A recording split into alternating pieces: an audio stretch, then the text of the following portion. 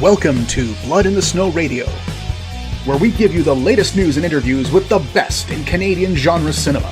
Here are your hosts, Robert Bellamy and Festival Director Kelly Michael Stewart.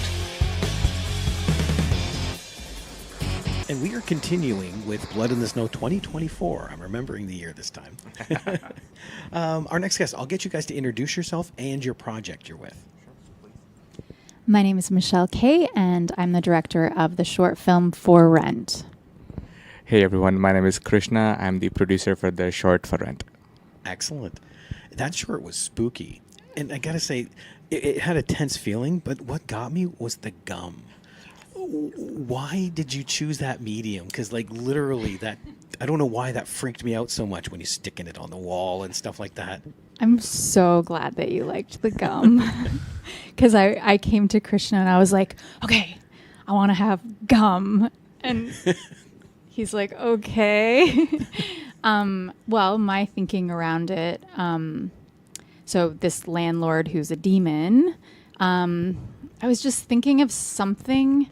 So he's sort of like rotting from the inside. Like I'm just thinking of this idea of something. His teeth are rotting. Like he's chewing this gum that is sticky. It rots him. There's something about it like you can't get rid of it. So let's take a step back, though, because I think just if people are listening and they haven't watched your short, they might not know the context of what we're talking about here. So so if you could maybe just describe the film a bit to someone who hasn't seen it yet, and then go into the gum details. Sorry. No, it's okay. It's okay. No, I jumped the gun. Yeah. Gum. What's it? So in the short For Rent, we are dealing with Donna, who just moves in a house, like a classic horror film, and then we see landlord come in, and since the beginning we see him, something is wrong with this guy, and he's chewing gum, he's putting it on the wall when she doesn't see it, and then throughout the film we see more and more of this gum, like a manifestation of him. And ultimately, does he succeed in swallowing these tenants/victims? Like what is happening here? Is it a cycle? That's all the short film is about. Yeah. Excellent. Yeah, I jumped right into it. Sorry, It's gum. okay. It's okay. Gum It's okay. creeps me out. Yeah, right? But yeah, back to the gum. I hate going to a restaurant. You put your hand on their table. It's like, oh, yes. Yeah. Well, that's the thing is gum it's there all the time, and you kind of can't get rid of it, right? Mm-hmm. Like it's just always there. And so I'm thinking of something that I could add that would sort of signify this idea of this thing that you can't get rid of, this landlord really who's in this cycle of bringing tenants in and then whatever he's doing and then bringing more tenants in, and the cycle continues. And so the gum, which starts out with just him chewing the gum, becomes this disgusting gummy sludge that is everywhere, and Donna has to do some horrible it's all over her, and it's really gross. That particular scene. And how hard was that for effects with the phone covered in it? So there's a scene where the phone is covered in gum, and Donna can't use her phone until she's kind of losing her mind at this point because her family is disappearing around her. And so she kind of like bites off her finger tries to chew off the gum basically, and ends up sort of like chewing off her finger. I was telling Krishna if I could do it again, I would have it like she takes one disgusting bite, but I would do more next time. It was really tough. It was really tough to nail it, and luckily with the edit we were able to add more enhancing to it to make it more gross.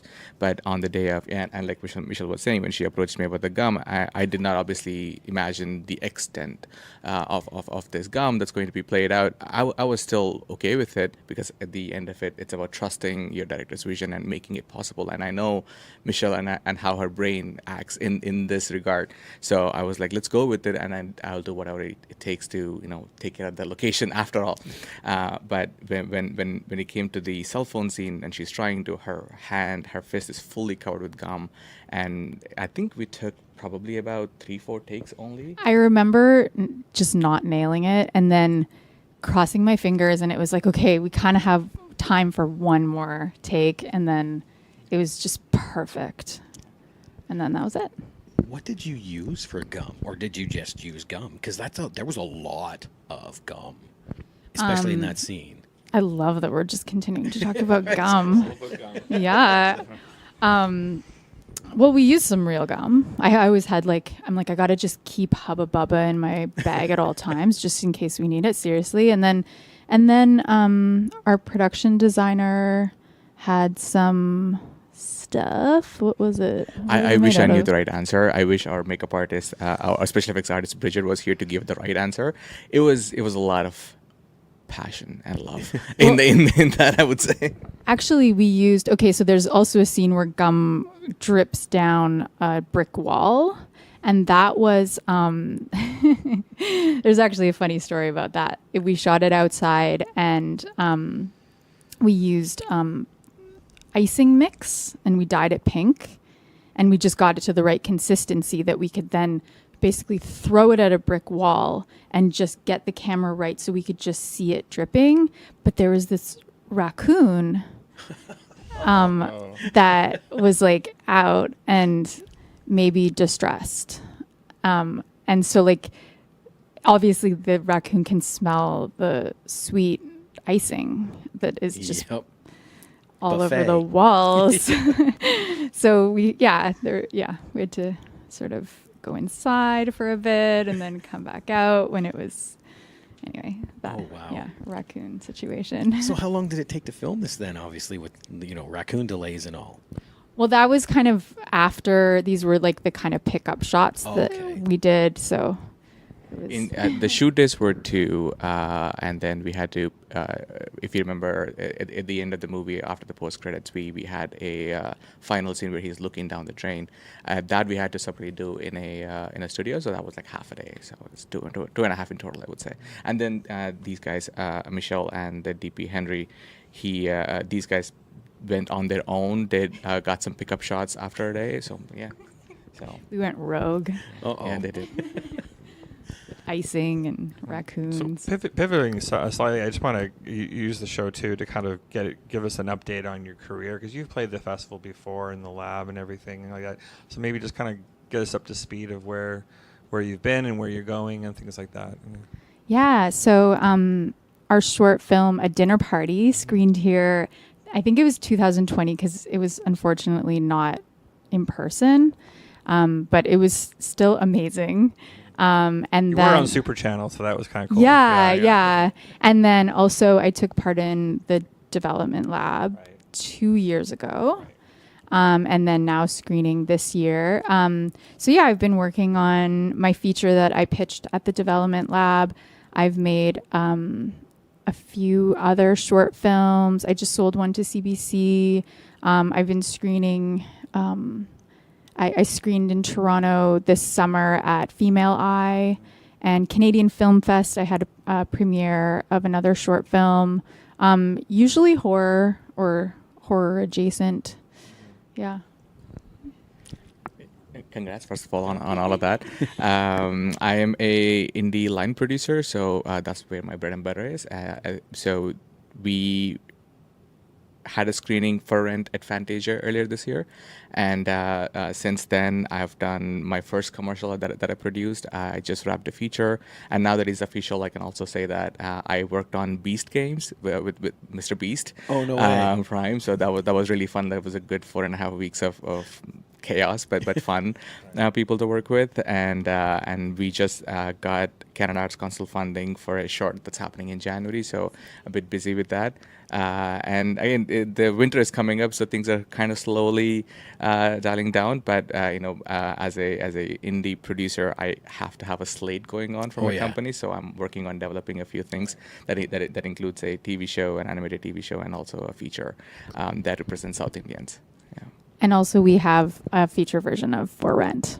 That is exactly right. Well, that's why I wanted to bring it up, because what's interesting about your career right now is that both your careers is that I can just see the wagon circling. Like there's a lot of, you can just tell that things are just starting to come together, and at least outside of maybe you don't feel that way, but I certainly feel that way, that it seems like things are kind of coming together, kind of like that. I'm seeing more and more projects. I'm seeing, because I keep saying, oh, there's, because like you're saying, I'm keeping track of other festivals and seeing your name pop up for other things as well too. Because I'm just like, because at first I'm like, she's been at the fest. I'm just trying to remember all the different things like that too, because it's been a lot of. But I feel like there's some momentum going. Do you feel that way at all for the feature film you have ready for this? And yeah, I think. Or do I have it completely wrong? No. I mean, I feel a lot of momentum. I feel a lot of like inspiration and movement, and also I'm in a place in my life where I'm like, also I want to be calm and move calmly.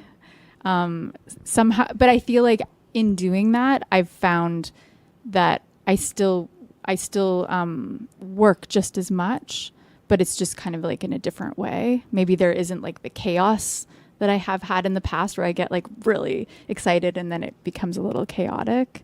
And now I think I've just maybe calmed my nervous system somehow. And I'm like, but it still feels really exciting. And I think when you're starting out, there's a sense of everyone's like, I have to have this by this age. I have to do it by this time.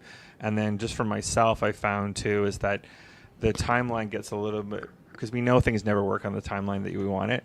And then that timeline, just as you progress in your career, it's just like that the timeline thing becomes less important. It's just more about, okay, am I going in the directions that I want to go into? Because you can also go in the directions that you're like, hey, this is not what I really wanted to do. But just as an observation, I find you do get kind of a bit more. I find the newer filmmakers, they're like that too. Just like if it's their first, like they're very anxious. Like I gotta be Orson Welles by 25 and kind of like that too. And like that. But it's like I think I don't know if that you feel that way. It's like in the first year. And then a little bit later, it's like, okay, in the first year-ish. Yeah.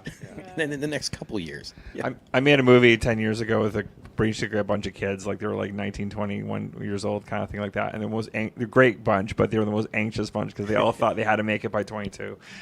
I don't think they feel that way.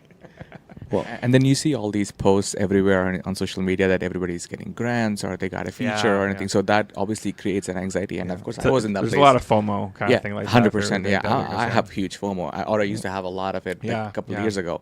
And then obviously when you do more stuff and people recognize you, especially in Toronto, such a small community, people recognize you, give you more jobs, then it gives you more confidence. Okay, I'm not really in a bad place. I just need some time to figure things out. That's all. Exactly. That's excellent. Well, congratulations to both of you on the festival. Thank you so much. If things happen in the future, get a hold of us. We'd love to have you back on. Oh, absolutely. Yeah. Lovely. Absolutely. Thank you.